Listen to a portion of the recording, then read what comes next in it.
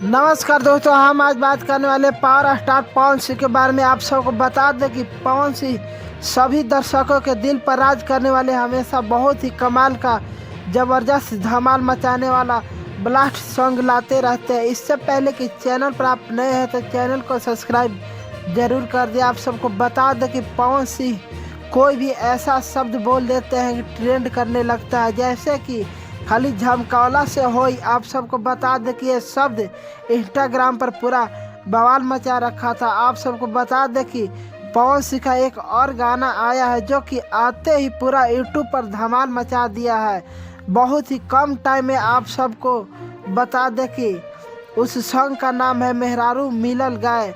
इस सॉन्ग को इतना प्यार मिला है कि ये सॉन्ग ट्रेंड करने लगा है।